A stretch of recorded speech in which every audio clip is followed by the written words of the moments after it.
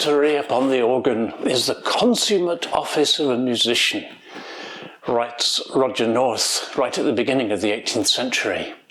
And he goes on to say that a good organist should be able to improvise without hesitation or repetition or deviation from the subject.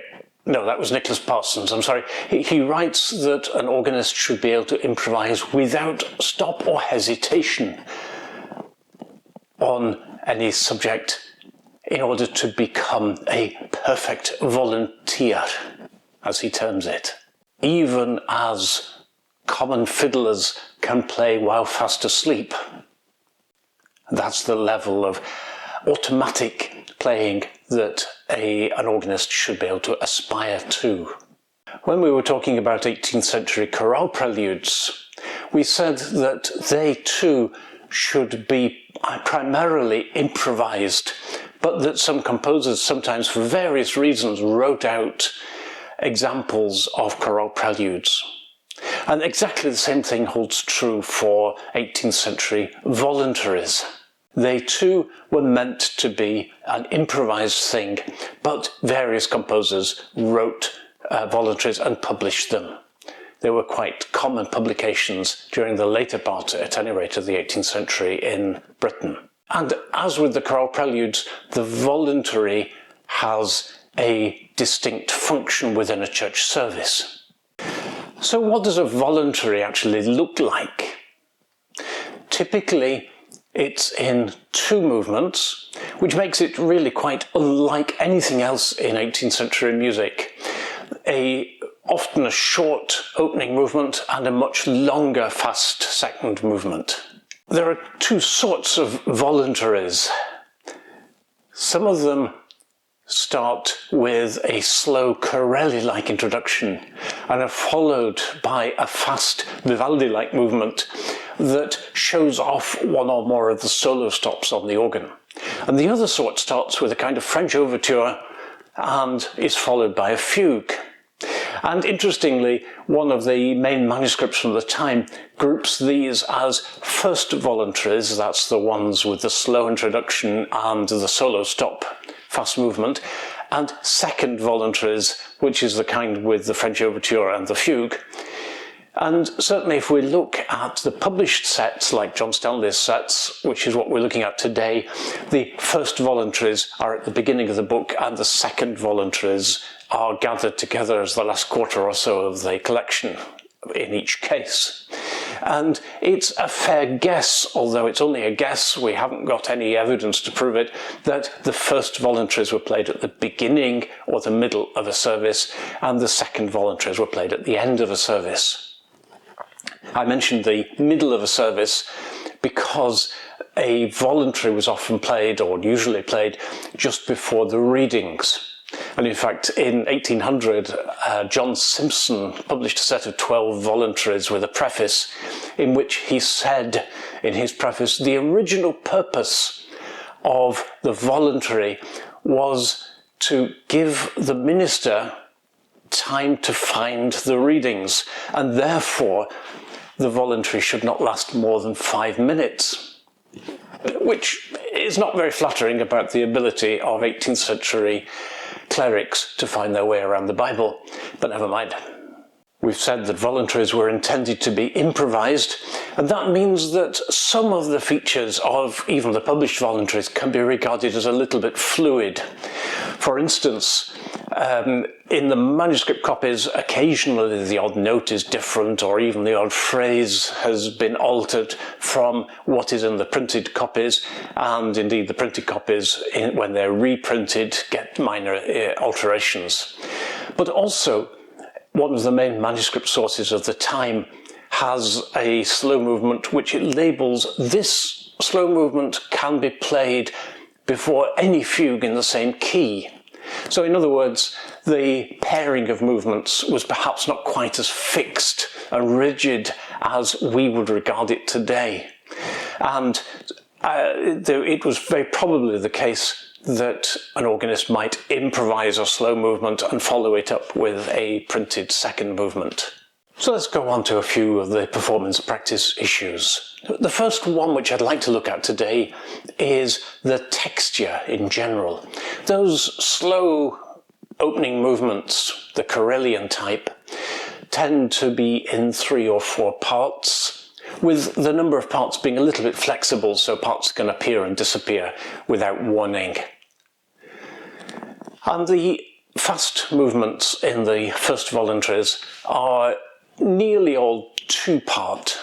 Certainly in the cornet voluntaries and the flute voluntaries and so on, where the music is imitating a trumpet or occasionally a vox humana, then we move into 3 parts. Does that mean that this was intended as a sort of shorthand and we ought to fill out the harmony a bit? On the whole, no. Although there are slight exceptions. I think John Stanley wouldn't certainly be revolving in his grave if we add an extra note here or there at a cadence. And there seems to be justification for doing that in the various sources. But where the music is 2 parts, so in the cornet voluntaries and so on, there really isn't an opportunity or a reason to thicken out the harmony at all. It seems to work absolutely fine as 2-part, and it doesn't work if we add extra harmony in. You sometimes hear, and if you look at old editions, sort of around 1900 and so on, of these pieces, you sometimes see them actually laid out with a pedal part offering a 16-foot pedal. That was wildly inappropriate because an 18th century English organ had a very limited pedal board, if at all, and most organs didn't have pedals. And there was certainly no expectation of having a 16-foot pedal part. Again, in those slow Corelli type introductions, a 16-foot pedal does actually seem in a sense to work because it thickens out the texture a bit and adds a bit of depth. But most certainly as you get into the fast movements it doesn't work at all, and therefore it seems inappropriate to do it in the slow movements. So there's no justification for doing it and no real reason to do it. I mentioned this idea of a thickness of texture in the Corelli type slow movements. That's something which was prized in 18th century England. So it was a feature to be desired. If you read the book by the 18th century musician Edward Miller, entitled The History and Antiquities of Doncaster, and if you think that sounds a really boring book, then think again, because he is vastly entertaining on every subject, from hedgehogs to Christmas holidays. He writes about the time when William Herschel, the astronomer who we've dealt with in a separate episode, was applying for the post of organist at Halifax, and he was one of 8 or 9 candidates, and they had a little competition which was being adjudged by the organ builder Schnetzler, who was a well-known organ builder in 18th century England, a German organ builder essentially. And Edward Miller writes that Herschel followed after a candidate who played extremely well and extremely fast on this organ. And Herschel came and sat down at the organ and played something much slower and surprisingly full harmonies. And Schnetzler is supposed to have said, and here Edward Miller goes off into a bit of very colourful, fanciful characterization, and quotes Schnetzler as saying, "This is very good indeed. I will love this man, for he gives my pipes room for to speak." Which sounds a little bit like something out of Hello, Hello. But we get the idea that Schnetzler really approved of Herschel's full playing. And somebody asked Herschel afterwards, "How did you get that effect?" And he said, "Well, I put lead weights on the lowest 2 octaves so that the harmonies above it were filled out with this rich harmony." But even so, 16-foot pedal is really a no-no in this music. So how about registration? Well, these first movements, the slow first movements, the Karelian type, are always marked diapasons, which meant, of course, the 8-foot open diapason and an 8-foot flute or stopped diapason. The reason for having both together was because the open diapason spoke a little bit more slowly than the stopped diapason, and therefore adding the 8-foot stopped diapason would cover over the transient hesitancy of the big pipes to speak, and also add an extra little bit of thickness to the sound. How do we translate that into modern registration? Well, often the same thing, I would think, but certainly a romantic English 8-foot diapason might be too loud, might be too aggressive for the purpose, and a continental 8-foot principal might be a bit too thin for the purpose. And so we may even end up using 8- and 4-foot flutes or something like that to get this rather sweet and slightly bright, primarily 8-foot sound. So we need to be a little bit creative there. But in principle, the idea is the two 8-foot stops together. For the slow movements of the second voluntary type, that's the French overture, and indeed for the fugue itself, there is something very much the equivalent of the continental volle werk, full organ, meaning 8/4, 2 2/3, whatever chorus. So not a romantic full organ with 16 foots and reeds and mixtures and goodness knows what, but something bright, something full, without being overbearing. The fast movements of the first voluntaries generally use some form of imitative stop. So they can be, for example, a trumpet, for which we just want a bright, well-speaking trumpet. A vox humana, that's a difficult stop to actually reproduce in modern terms. It doesn't necessarily mean the same thing as a romantic vox humana. Experiment a little. We might even use something like an oboe plus a flute, or a crumhorn plus a flute. Something, again, we need to be a little bit creative there. The cornet was a popular choice. There are usually 1 or 2 or 3 cornet voluntaries in the collections, published collections, and that, of course, is a compound stop involving a 12th and a 17th. It's not quite the same as a continental sesquialtera sound. It's a little bit brighter and brasher than that, but something of that sort. A mixture with a 17th, or indeed, because the composition style of the cornet voluntaries is fairly uniform, almost any bright registration is going to sound effective. But obviously, something approaching an authentic cornet is going to add that extra bite to it and make it more interesting. So what else is there? There's a flute, which would have been a 4-foot flute, sometimes stopped diapason, well that's straightforward enough, and echo is quite a common direction.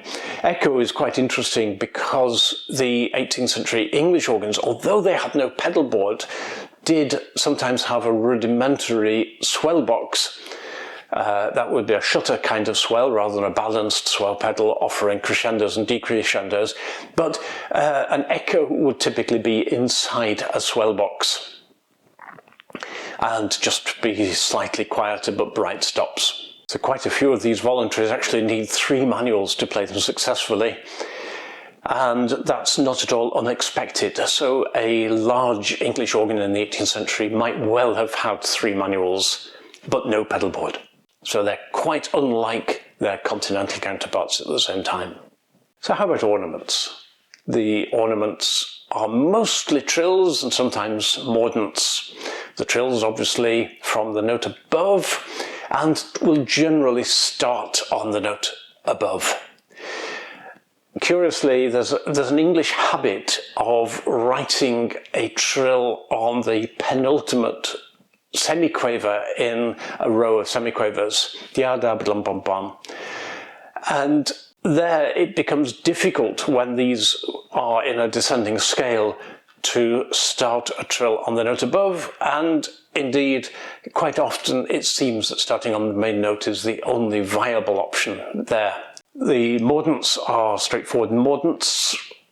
Just once in a while Stanley writes a double line above a note on a diagonal, and it's a little bit uncertain exactly what he means by that, because certainly in 17th century English music, one of those double lines means a trill, but he does alternate between trill and the double line symbol, so he seems to have a particular meaning for it. Gordon Phillips, in his edition of Stanley, suggested that Stanley meant a kind of scoop from below. That seems a little bit unlikely, but it's possible, of course. Another possibility is that Stanley is talking about a trill which trills between the main note and the note below, rather than the main note and the note above. So a kind of repeated or extended mordant. Articulation is fairly light. We're using what in the 18th century tends to be termed the standard touch. So not legato, but not staccato either. A kind of varied non-legato touch which emphasizes the beats. And that, although we can make our own decision about whether we use modern or 18th century fingerings, nevertheless, it does mean that we don't necessarily need, in runs of notes, to use a complicated legato fingering to get the notes to be connected.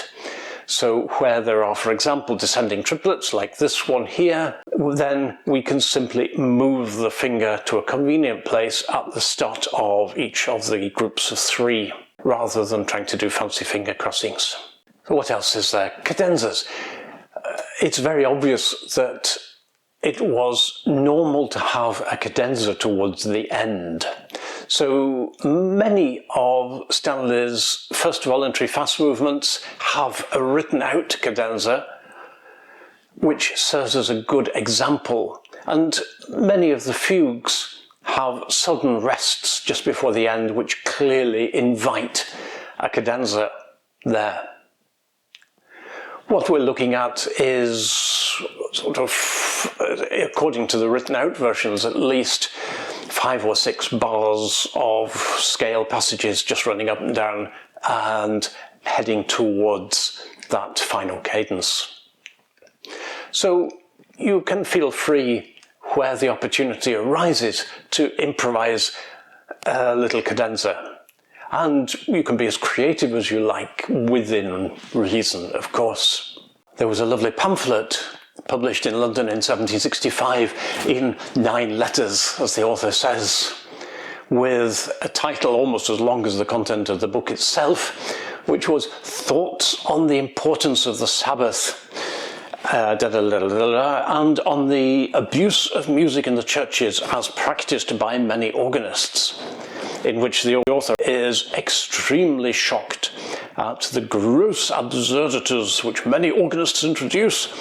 They call them voluntaries, that is, something supposed to be played extempore.